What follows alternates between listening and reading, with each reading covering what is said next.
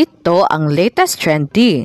Viral trending ngayon sa mundo ng social media ang di umano'y balitang nagkanda gulo-gulo na ang sitwasyon sa pagitan sa bagong napapabalitang bagong girlfriend ng actor na walang iba kundi si Richard Gutierrez na walang iba kundi si Kaizel Kinoche.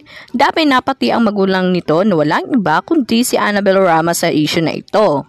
Ito ang mainit na balitang pinuputakti ngayon ng samot-saring komento mula sa marami sa ating mga kababayang Pilipino. At marami nga sa kanila ngayon ang hindi napigilan ang kanilang sarili na maglabas ng kanilang hinaing at komento sa mundo ng social media. Pero bago ang lahat mga ka-trendy, kung hindi pa kayo nakapag-subscribe sa aking channel, please click subscribe and hit the notification bell para lagi kang updated sa latest trending na balitang i-upload namin. At yun na nga, viral at trending ngayon sa mundo ng social media ang di umano'y balitang mainit na pinag-uusapan ngayon sa mundo ng social media ang aktres na walang iba kundi si Kaizel Kinoche dahil spotted kasi ito kasama ang mga anak ni Richard Gutierrez sa Halloween special nito sa mga bahay sa Ayala, Alabang. Nag-ugat ang mga isyong ito patungkol sa mga larawan na kumakalat ngayon sa mundo ng social media kung saan sakay-sakay si Richard Gutierrez na puting pick-up na sasakyan kung saan bumaba sa harap ang aktres na walang iba kundi si Kaizel Kinoche sa sinasakyan ni Richard Gutierrez at ng mga anak nito. Napansin din ng mga netizens na parehas black ang suot ng dalawa, twinning sila ng rumored boyfriend na walang iba kundi si Richard Gutierrez. Minato naman ng mga netizens ng message ang aktres na si Kaizel Kinoche at pinayuhan na wag nang ituloy umano ang pakikipagrelasyon sa aktor na si Richard Gutierrez dahil bata pa ito at makakahanap pa raw ng mas better at walang anak. Intriga daw ng publiko na si dinami-rami ng lalaki sa buong mundo sa may anak pa talaga papatol.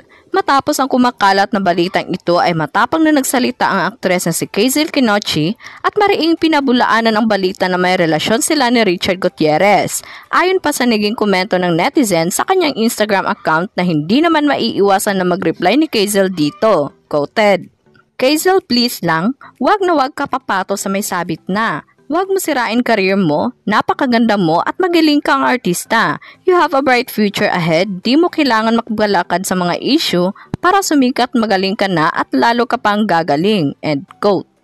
Agad naman sinagot ng aktres ang naging comment ng isang netizen sa kumakalat na balitang siya ang bagong girlfriend ng aktor na si Richard Gutierrez. Aniya, quoted, "Don't believe everything you see on the internet." End quote.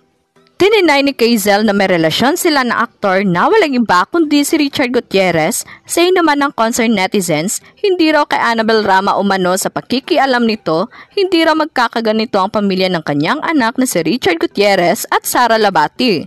Putok ang isyong ito na isa sa dahilan ay ang hindi pagkakamabutihan ng side ni Sara Labati at ang side ni Richard Gutierrez. For sure, kung hindi makakayanin ni Kaizel Kinoche ang ugali ni Annabel Rama, ay wag na niyang ituloy ang pagkikipagrelasyon kay Richard Gutierrez.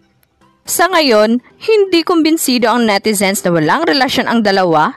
Dapat raw sagutin ni Kaizel kung bakit nasa iisang sasakyan sila ng aktor na walang iba kundi si Richard Gutierrez na nakitang magkasama.